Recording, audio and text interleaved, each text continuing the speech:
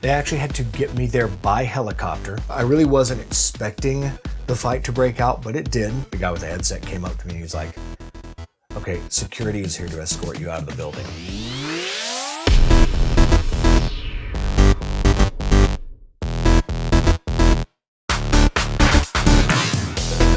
That intro that you just saw and all the things I said, very important for you to know that I made all of that up. I just wanted to get your attention. I've been wanting to do this video for a long time and finally getting a chance to do it. I have not watched my Fool Us appearance in over a year, so it will be interesting to see. I'm going to give you some behind the scenes of what was going on. So let's do it.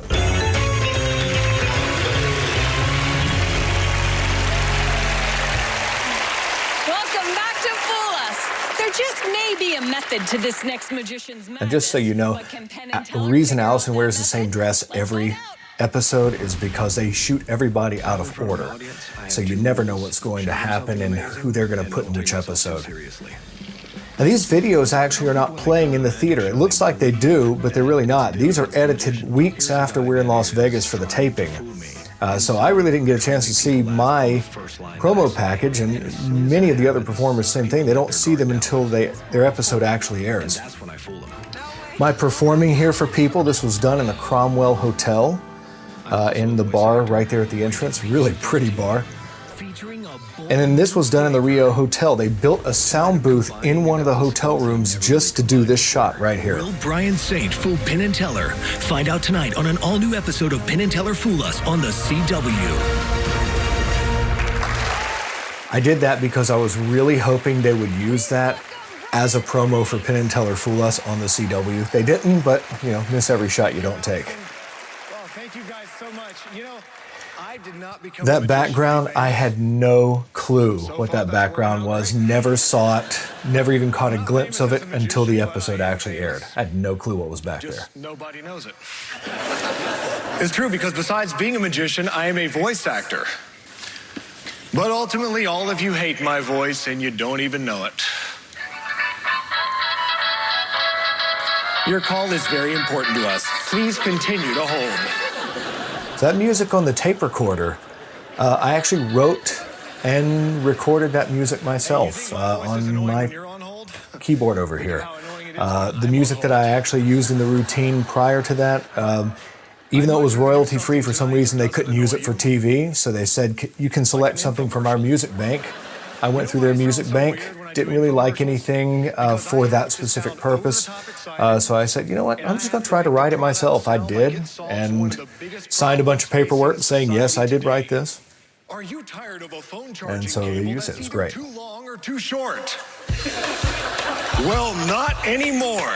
Introducing the This is so true about infomercials. I've done several infomercials, and they want you to sound over the top, and that's one of the reasons why I did this, because I'm making fun of it. With the Chordmaster 2000, you can take the ends off. My friend came up with the name Chordmaster 2000, and I never liked it. But for some reason, just because he said it casually, I just never changed it. It just stayed in. And leave the unneeded loop at home. But wait, there's more. Speaking of music earlier, the music that you're hearing right now, that was added in later. I didn't use any music during the routine itself. They added it in editing, and it sounded so much better to me. I thought it really added to the trick. That spool is the most annoying thing to carry. To actually take onto an airplane, that spool is a nightmare. It doesn't collapse, it's just there. The cut ends.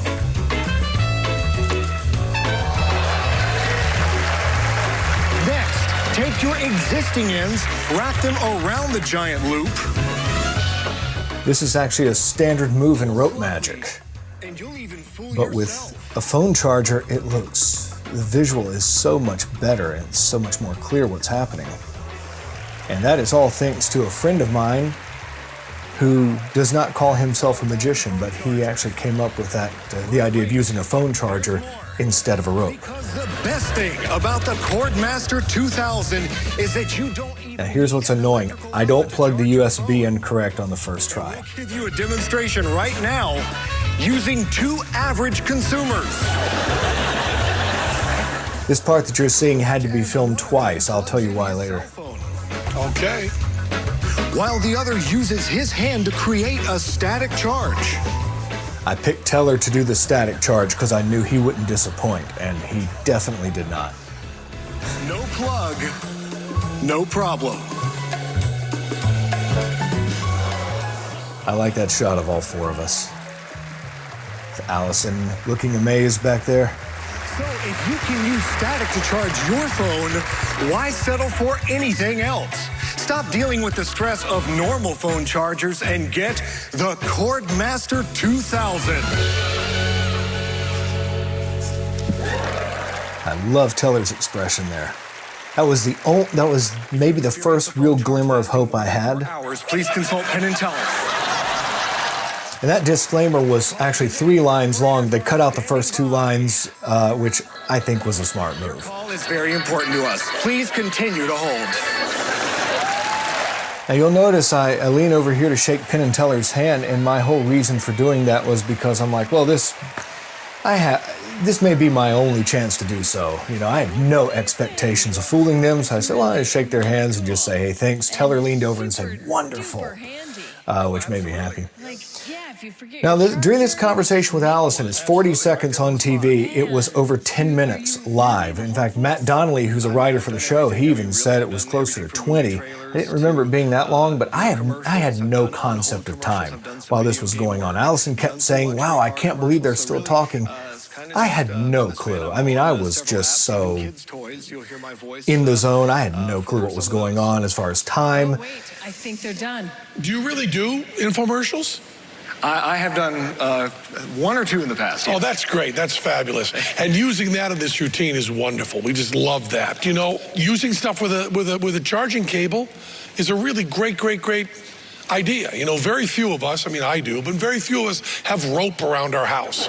So doing rope tricks with a charging cable is a great I actually had a reaction whether I fooled them or not. I just said, okay, I know what I'm going to do. If I fooled them, I'll react one way. If I don't fool them, I had my responses prepared.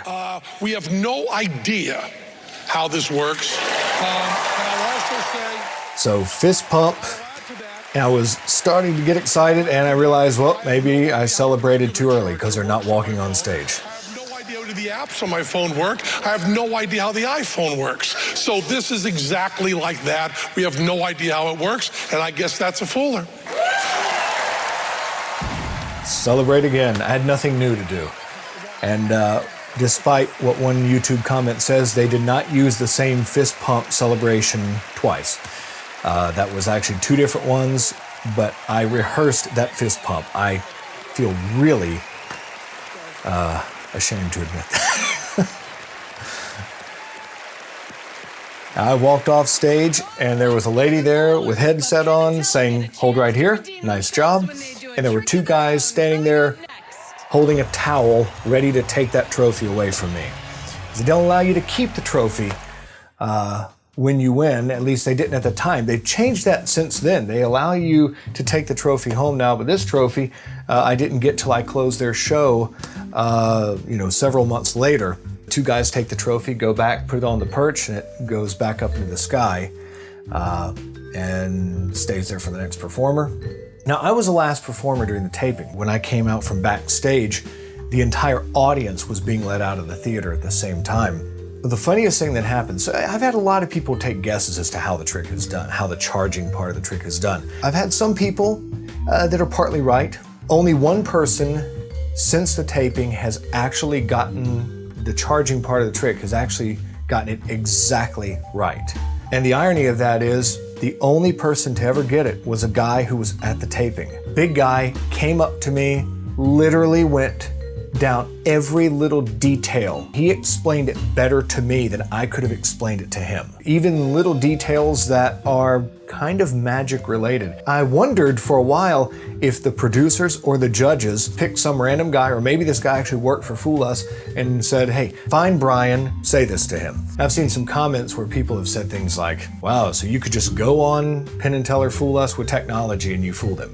I'm gonna stop you right there. A lot of people have guessed, oh, he just had a battery and that's what charged the phone. Okay, well, I didn't plug the phone into a wall, so obviously there's a battery, thank you. Penn Teller, I will go ahead and tell you, so they have the judges and the producers in their ear and they're talking back and forth with them. Penn Teller were very close to how it was done. In fact, they were closer than most people. However, when they told the judges what they thought, the judges said, you know what? You need to have a little more information. And because of that, that's what got me the trophy. I will tell you, if Penn Teller had told me what they were thinking as far as the trick is concerned, I would have conceded and I would have walked off stage and I'd have been very happy to have been on the show. We were expecting they would guess either right or guess wrong. We did not expect that they wouldn't take a guess at all. When Penn said we have no idea, I was kind of in this moment of, wait, what did he just say? It took me a couple of seconds to realize what had just happened. I know they shortened my reaction time down a little bit. To quickly go back to people guessing about how the trick is done, there's one thing that has kind of led people to one moment in the trick, and that is when I say, if you can use static to charge your phone, and I bring the charger up and I rub my head. The charger had slipped under someone's foot, and I honestly, to this day, can't remember who it was. If you watch carefully, when I come up like this to rub my head, it stretched out the cable and there's this weird looking hiccup. And they didn't go back and reshoot that, which is totally fine.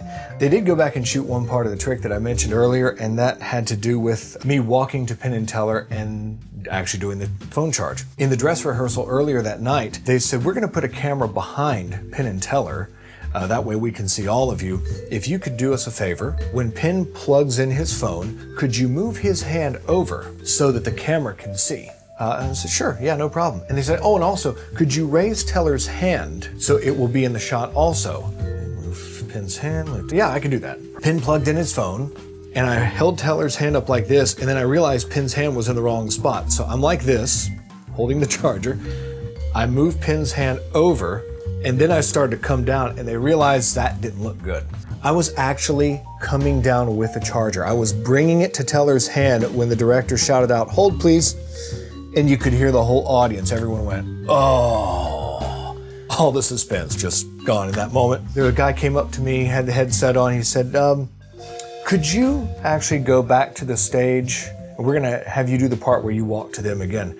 And so they had Penn. They told him where to hold his phone. So basically, Penn was in charge of where he held his phone. I was in charge of where Teller's hand was. So if you actually watch, you'll see when Penn plugs in his phone, he immediately stretches his hand over so the camera can get the shot. But the only disappointing thing about them having to shoot that part twice, and I should say, they only shoot anything twice if it's gonna make the performer look good. They really want you to look good on that show. But the only disappointing thing about me having to do that part a second time is I had to plug the USB back in and do that a second time. I wanna make this clear. I spent weeks training myself to plug the USB in correctly on the first try. I put markings on the charger. I put markings on the USB cable itself. And I had this thing to where I just pick it up and I did that, weeks. The first time through, I picked it up, plugged it in, it was perfect. I'm going to not only be the first person to plug in a USB correctly on the first try, but it's gonna be on national television. Because I had already done it, I guess I had just relaxed on that. Got to the moment, picked it up, I plug it in, and you can see it right there, I miss it. I plugged it in the wrong way, had to turn the thing over, and you can see me smile because I'm like, I just can't believe it. It got a flood of comments saying, hey, even magicians can't plug in a USB correctly on the first try. Another comment that I see on YouTube, what if Penn had an Android? The real question is, what if I had been stupid enough not to ask 2 months earlier what kind of phone Penn had? I emailed the right people who worked on the show and I said, hey, can you let me know what kind of phone Penn, Teller, and Alyson have? And granted, all of them had iPhones. So I just decided to choose Penn. We just made sure that he was going to have his phone. And one of the things we also said is, can Penn put his phone in airplane mode just in case right at the critical moment he gets a text or a call. So trust me, we had all of that worked out many weeks ahead of time. One of the things that people love to come up and say to me is, wow, that's a long phone charger. Honestly, it seems that people remember that more than anything else about the routine. They love to come up to me and say, wow, that's a long phone charger. Funny story about that, during the casual rehearsal, which is where you're doing the trick for the producers and the judges a few days before the performance, I was there, my chief consultant had come in with me, he was sitting off to the side watching. I get to that line, wow, that's a long phone charger, I say it twice in the routine. Both times it got a really good laugh, but I didn't think much of that. It's supposed to be a funny routine. Laughs didn't really seem out of place. When my consultant and I left the room, he said, I've been in that room many times in the past. He said, you are the only performer that I've ever seen get a laugh. One line. Wow. That's a long phone charger. And just to wrap it up, I want to thank a few people. My friend Ben Small, who told me early on, years before Fool Us, he saw my rope trick and he said, you know what, that's a great trick. I just wish it wasn't a rope. Could you maybe use a phone charger? Brilliant idea that I really wish I had come up with. The members of Slight Club, which is a magic club here in Charlotte, they offered a lot of minor tweaks that wound up being very major. Because of an equipment malfunction, this part of the audio was lost. I'm going to dub over it with my voiceover microphone, making it sound incredible. I want to dedicate this part to one member of Slight Club who is no longer with us. That's only because he moved to a different state. If you watched season 5, you probably saw someone do Rubik's Cube magic. That was one of my best friends in the world, John Michael Hinton. At the time, we only lived 5 minutes apart. We're two completely separate acts, and both of us auditioned and managed to get on the show, and they had our tapings 2 days apart. So we got to spend a lot of time in Vegas, and we got to work on each other's routines, and both of us used the same consultant. We have both said that it's possibly our favorite time during the entire Fool Us process. And now back to the not quite as sexy audio.